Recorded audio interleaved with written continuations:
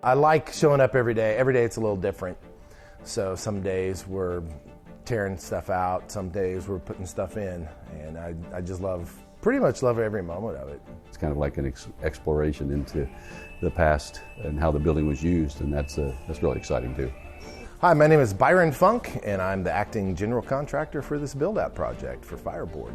My name is Michael Jantz. I am an architect. I'm an associate partner at Gastinger Walker Architects here in Kansas City.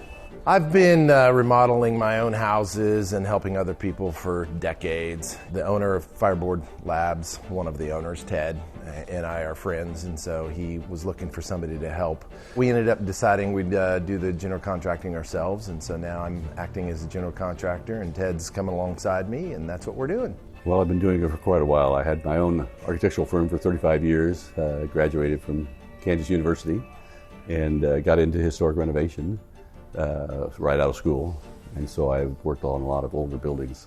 I've merged my firm a few years ago with Gastinger Walker Architects, and now have actually a lot bigger staff and a lot bigger projects, but I've always stayed with working on historic buildings on it, and this is a fun building project. Well, I'm fascinated by history, and buildings kind of tell the history of a lot of the eras that you're with on it. I can walk around and look at some of the detailing on it and pretty much tell you when that building was built, because certain materials became available, certain styles changed for it, and I'm just fascinated by that process. I mean, the area that we're talking about is Columbus Park, and it's on the east side of the downtown, and it kind of built up as more of an immigrant area. Quite a bit of it for years has been an Italian community. The building itself was originally a battery factory. It was built by Missouri Battery Works. We have some building permits from 1925-26 of when the initial building was built, this brick structure that we're sitting in right now.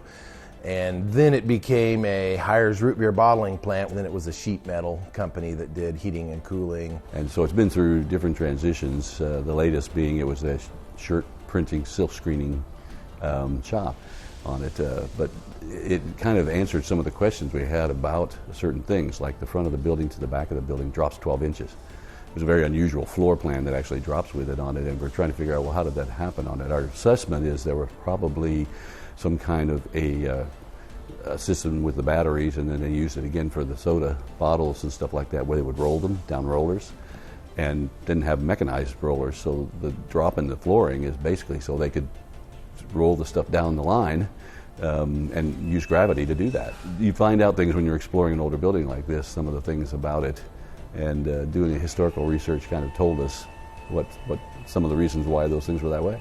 We have gutted this place, so this place was filled with offices. Machinery was for the screen printing. There was a drop ceiling, the windows were not even windows. All of these brick walls were originally painted white, so we had it all sandblasted. So we've gone back to the original brick of this building. We're now in the process of rebuilding it. So behind me, we're starting to do the framing for the new offices.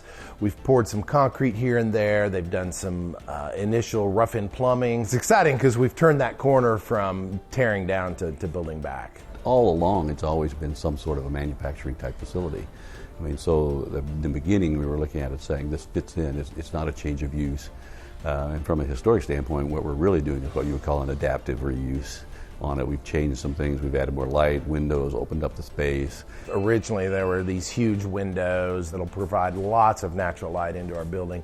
We're really excited about that. In fact, the neighbors have come around, they're very excited. They've been boarded up, they've been not in good shape for so long. Now we have these beautiful windows bringing light into the building. That's going to be awesome. So we really just brought it back, upgraded everything to more current things, added new bathrooms, new spaces, new offices, new windows and light, and brought it up so, instead of being 100 years old, now it can last another 100.